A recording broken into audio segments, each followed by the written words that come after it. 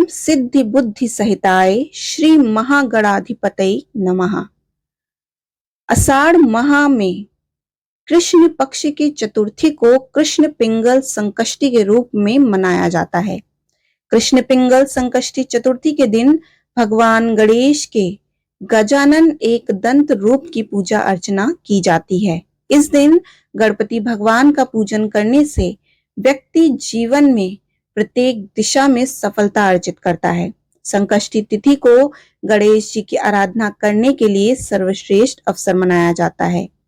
संकष्टी चतुर्थी के दिन भगवान गणेश का भक्ति पूर्वक पाठ करने से जीवन में आने वाले समस्त प्रकार के विघ्न एवं व्यवधान नष्ट हो जाते हैं और संकष्टी व्रत में चंद्रोदय व्यापनी चतुर्थी स्वीकार की जाती है। इस दिन श्री गणेश जी की षोडशोपचार पूजा की जाती है। तो आइए कृष्ण पिंगल संकष्टी चतुर्थी के दिन हम आपको कृष्ण पिंगल संकष्टी चतुर्थी व्रत कथा सुनाते हैं। माता पार्वती जी ने गणेश जी से कहा कि हे वत्स, आषाढ़ कृष्ण संकष्टी चतुर्थी को अत्यंत शुभदायक एवं मंगलकारी बतलाया गया है। आप उसकी कथा, महात्म्य एवं विधान का वर्णन कीजिए। आषाढ़ माह के गणेश जी का क्या नाम है तथा उनका पूजन किस प्रकार करना चाहिए। गणेश जी ने उत्तर दिया कि हे माता, पूर्व काल में इसी प्रश्न को युधिष्ठिर ने पूछा था तथा उन्हें जो भगवान श्री कृष्ण ने उत्तर दिया था, मैं वही वर्णन कर रहा हूँ, आप श्रवण करें। श्री कृष्ण ने कहा कि नृप श्रेष्ठ युधिष्ठिर, गणेश जी के प्रीतिकारक, विघ्ननाशक तथा धर्म ग्रंथों में वर्णित कथा को कह रहा हूँ, आप सुने। हे कुंती पुत्र, आषाढ़ कृष्ण चतुर्थी के गणेश जी का नाम लंबोदर है। भगवान लंबोदर का पूजन शास्त्र सम्मत विधि से ही करें। हे महाराज, द्वापर युग में महिष्मती नगरी का महिजित नामक राजा था। वह बड़ा ही पुण्यशील एवं प्रतापी राजा था। वह अपनी प्रजा का पालन अपनी संतान की भांति करता था, किंतु स्वयं संतानहीन होने के कारण राजा को समस्त प्रकार के राजपाट आदि वैभव से भी सुख का अनुभव नहीं होता था। वेदों में निसंतान का जीवन व्यर्थ माना गया है। यदि संतान विहीन व्यक्ति अपने पितरों के निर्मित तर्पण आदि कर जल देता है तो उसके पितृगण उस जल को ग्रीष्म जल के रूप में ग्रहण करते हैं। इसी असमंजस में राजा का बहुत समय व्यतीत हो गया। उन्होंने पुत्र प्राप्ति के उद्देश्य से नाना प्रकार के तप, दान और यज्ञ आदि कर्म संपन्न किए, किंतु राजा को संतान सुख की प्राप्ति नहीं हुई। समय व्यतीत होता चला गया और राजा की आयु क्षीण होती गई। राजा वृद्ध हो गया, किंतु उसे संतान न प्राप्त हुई। तदुपरांत राजा ने विद्वान ब्राह्मणों, ज्ञानी जनों एवं प्रजा से इस विषय पर विचार विमर्श करने का निश्चय किया।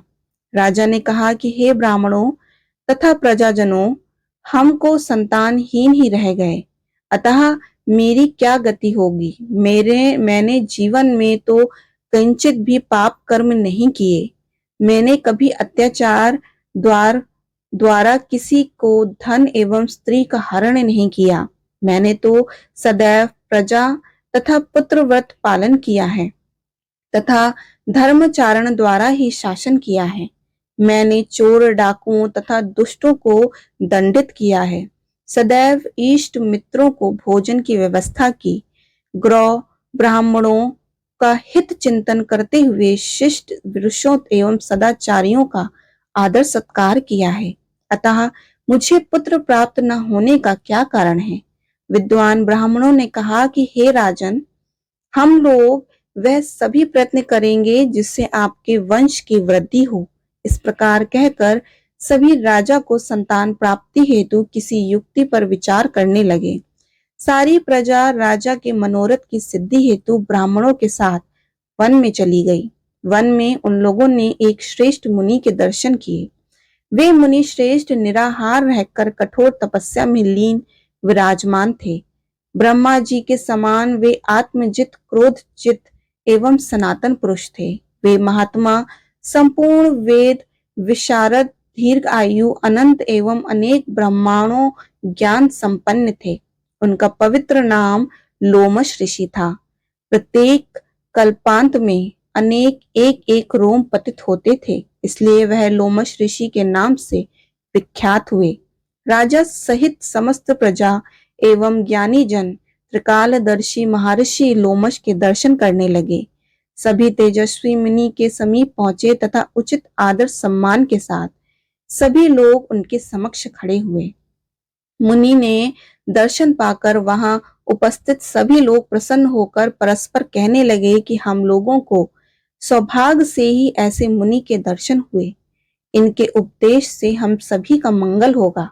ऐसा निश्चय कर उन लोगों ने मुनिराज से कहा कि हे ब्रह्म ऋषि, हम लोगों के दुख का कारण सुनिए। अपने कष्ट के निवारण हेतु हम लोग आपके समक्ष आए हैं। हे भगवान, कृपया आप ही कोई उपाय सुझाएं। महर्षि लोमश ने पूछा, सज्जनों, आप लोग यहाँ किस कामना से उपस्थित हुए हैं? मुझसे आपका क्या प्रयोजन है? कृपया स्पष्ट रूप से कहें। मैं आपकी सभी शंकाओं का निवारण करूंगा। प्रजाजनों ने उत्तर दिया कि हे मुनिवर, हम महिष्मती नगरी के निवासी हैं। हमारे राजा का नाम महिजीत है। वह राजा ब्राह्मणों का रक्षक, धर्मात्मा, दानवीर, शूरवीर एवं मधुरभाषी है। उस राजा ने हम लोगों का पालन पोषण किया है, परंतु ऐसे उत्तम राजा को आज तक संतान प्राप्ति नहीं हुई। हे भगवान, माता पिता तो केवल जन्मदाता ही होते हैं, किंतु राजा ही वास्तव में पोषक एवं संवर्धक है। उसी राजा के निमित्त हम लोग इस सघन वन में उपस्थित हुए हैं। हे महर्षि, आप कोई ऐसी युक्ति बताइए जिससे राजा के संतान की प्राप्ति हो, क्योंकि ऐसे गुणवान राजा को कोई पुत्र न हो, यह बड़े दुर्भाग्य का विषय है। हम लोग परस्पर विचार विमर्श करके इस घनघोर वन में आए हैं।